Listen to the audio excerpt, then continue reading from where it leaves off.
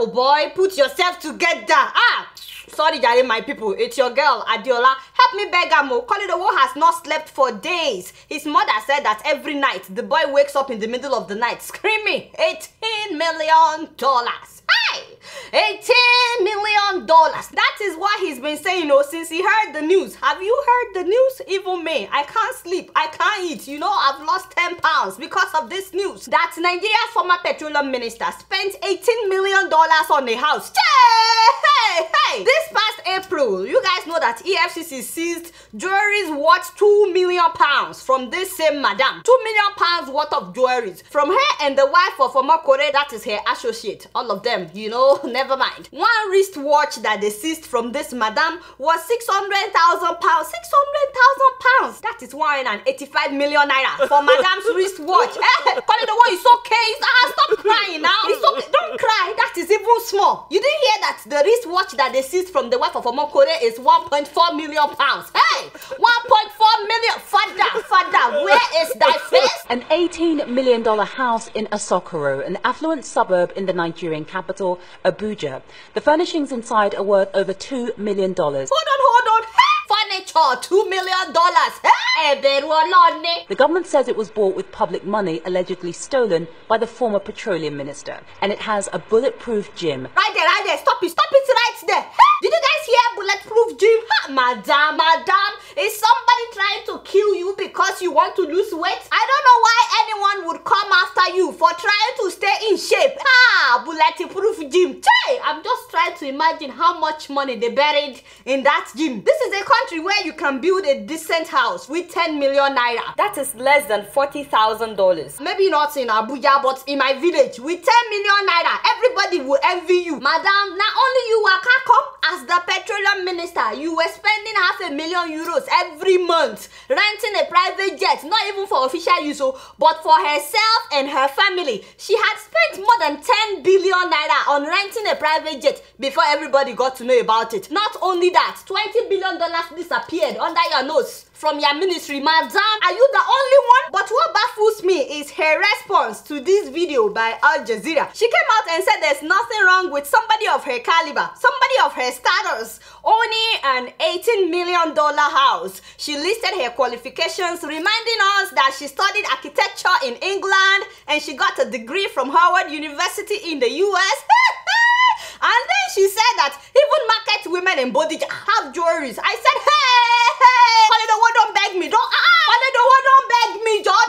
Madam, with due respect, you have no shame. You have no shame. So you want to remind us of your caliber? You want to remind us of your status? The owner of Facebook, Mark Zuckerberg, what is his name? The guy spent $7 million on his house. He bought other houses around him and rented them back to their owners. But his own house is $7 million. This is a guy that could spend $1 billion on a house. $7 million is not even half of what you spent on a house in Abuja, Nigeria, Abuja. I know that the rest of us, we are fringes. Seriously, if we are talking about status, the president of America, President Barack Obama, is buying a $5 million house to retire. Is it that as the president of the United States of America, he doesn't have status or he didn't have access to money? I don't get it. What kind of status warrants a public official to spend $18 million of public fund on a house? What kind of status? Don't you think that something is wrong when you have $18 million house in Nigeria? Yet when you got sick, they had to fly you to another man's country for treatment?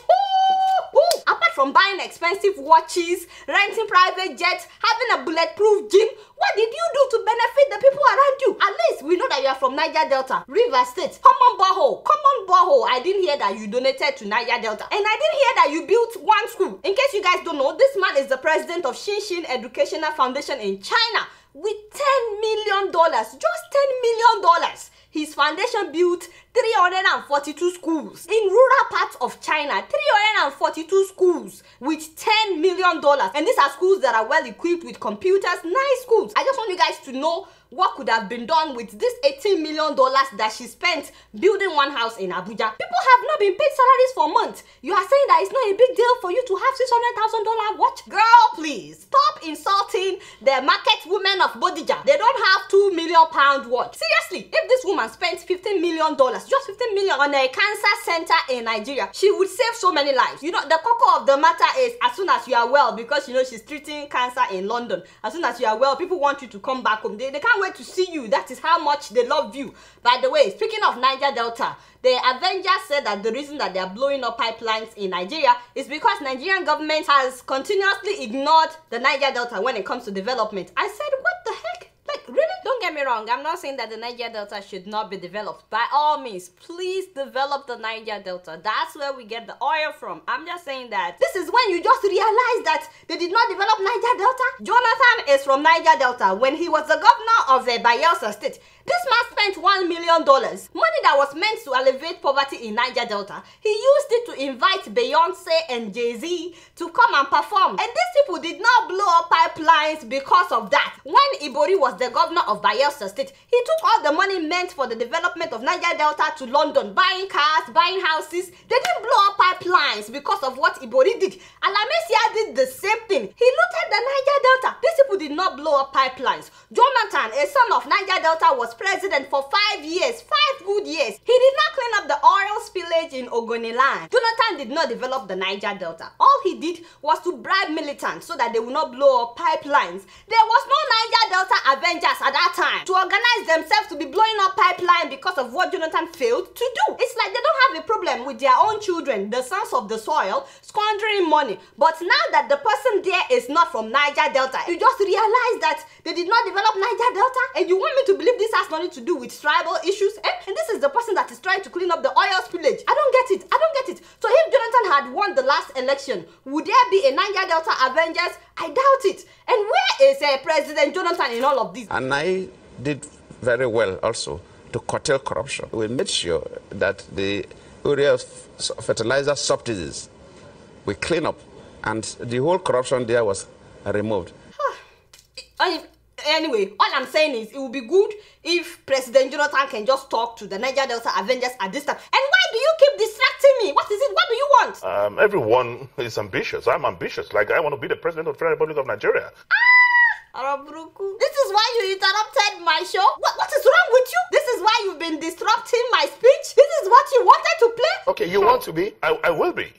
When? I will be. When will that happen? When we get to that bridge, we'll cross it. Do you think I do stupid jokes on my show? God will punish you. As I was saying, sorry, Jare Uncle, I wish you good luck in your dreams of becoming the president of the Federal Republic of Nigeria. You know, don't mind enemies of progress, by the way. People that don't believe, don't mind them. I want to be the president of the Federal Republic of Nigeria. Get out!